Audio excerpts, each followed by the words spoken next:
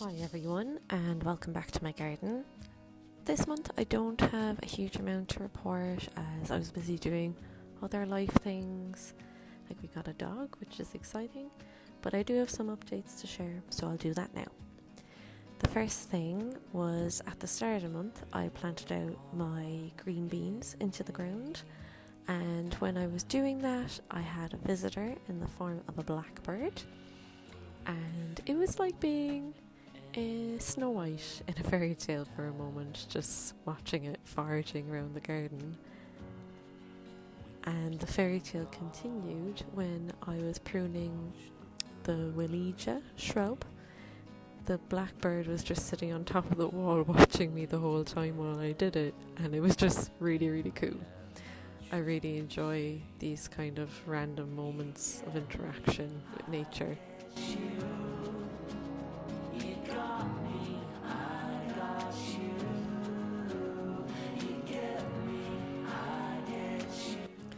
In terms of other things that are going on, I've started to fill out the border where I planted the crabapple trees with some primulas. These are called Miller's Crimson, and then there are also these Primula viali. I think that's how you say it. I have no idea. My mum gave me these and I just think they're really cool. I also bought a basil plant and split it into 4. I love the smell of basil. I don't know anyone who doesn't. And my tomatoes were working away slowly and steadily, so it's very exciting to see them come on. And the cosmos that I sowed earlier this year was starting to flower, which is really nice. I love cosmos. They're just really pretty flowers, but like there's like this delicate kind of ferny foliage too, and it's just very whimsical. Love that energy.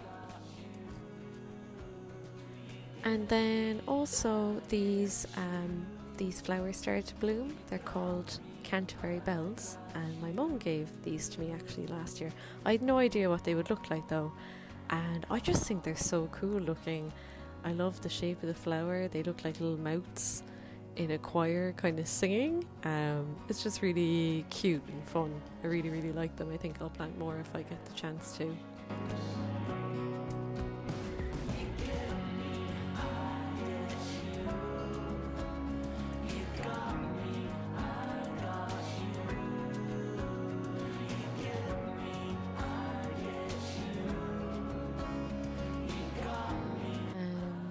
My sweet peas started to flower, which is really nice. I love the smell of these as you come in and out of the house.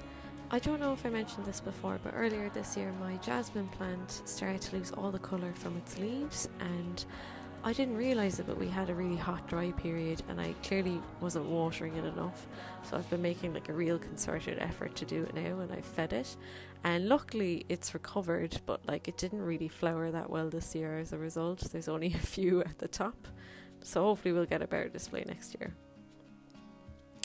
And the nigella that I sowed also started to appear. I love nigella.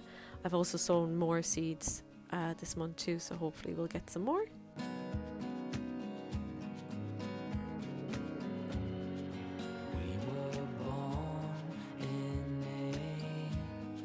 Also really interestingly, these mushrooms started to appear in the garden, and they smell absolutely awful, like an open sewer.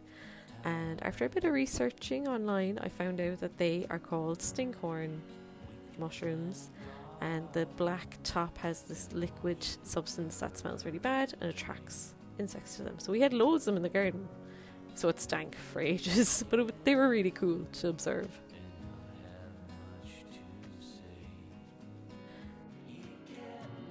And also the same thing I was on about with the jasmine kind of happened with the crabapple trees. I noticed the new leaves were quite dry and crispy and holy, so I've been making a real effort to water them and feed them and look after them, and they're looking pretty good now. I just really need to keep on top of it. It's very misleading, the weather at the moment. We also dug out our potatoes. This is the whole lot of potatoes that we got from the 2 bags that I did this year. and it's not bad, but I was expecting more, to be honest. I found that even though I actually topped the bag up to the very top, like all people online tell you to do, that really all the potatoes were like in the bottom third of the bag. So I don't know if topping up really is that effective. I got a better harvest out of the ones we did in the soil last year, to be honest, so maybe I'll just do that again next year. But I could have also left these a week or two longer. I was kind of going off the amount of days since planting, and technically they were ready when I dug them out. I don't think it would have added more potatoes, but it might have made some of the smaller ones bigger.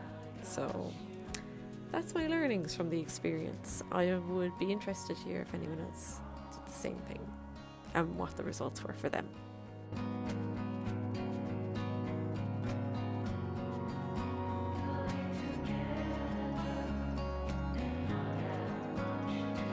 And finally, the Viper's bugloss I planted last year decided to flower.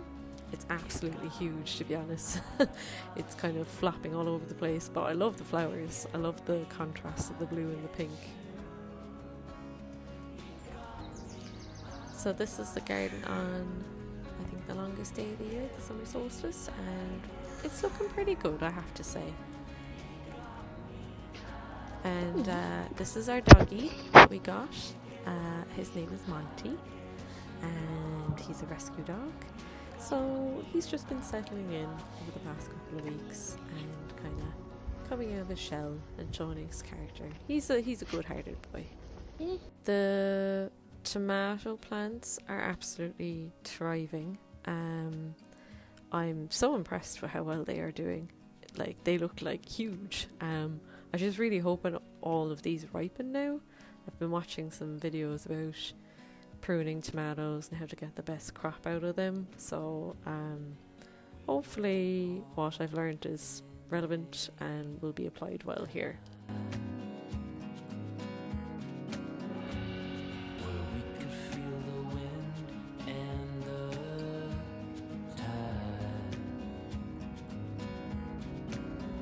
The Eryngium that's self-seeded everywhere is finally starting to turn blue, but I love this in-between stage where it's part green, part blue. I just love the contrast of the colours.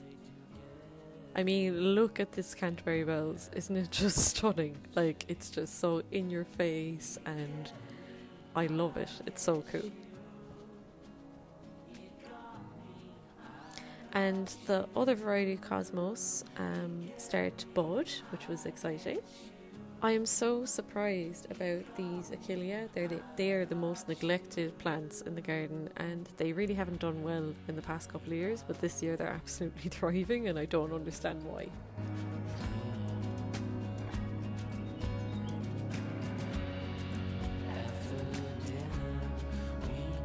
These are the Achillea I planted in autumn last year, called Love Parade. I just love the colour. It's so pretty and pink and cute. And I also got some plants because there's a few gaps in the borders from my local nursery. These are a type of Allium. I can't remember the name, but I'll write it in the description and on screen. And also this is a type of Knautia. I have no idea how to say it. Again, I'll type it again, but it's called Melton Pastels, and I just love the pink colour.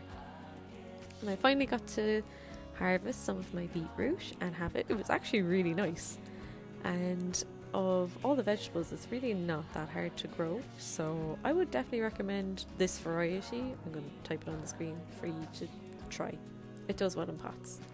I also decided to sow some early sprouting broccoli for next year. Never grown it before, we'll see how I get on. And finally, the other variety of Cosmos, I can't remember what it's called, again I'll type it here, flowered, but look at the flowers, aren't they so pretty? Like, so pretty. And also the Dahlias I got started to flower, they are stunning. I can't stop looking at them, they're so pretty. These were in my wedding bouquet and I'm obsessed. And also the clematis I got, it has flower buds on it, and they're really cute too. Look at them, they're like something out of a fairy story. Finally, I bought this Dahlia because I saw it in the garden centre and I couldn't leave without buying it. So I did. And I bought a new pot and everything for it. Look at the colour. Isn't it class? As the month ended, my green beans started to flower. I don't think they're doing great, to be honest, compared to the ones my dad has, but we'll see how we get on. So that's all I have to report for this month. Thanks so much for watching, and I will see you in the next one.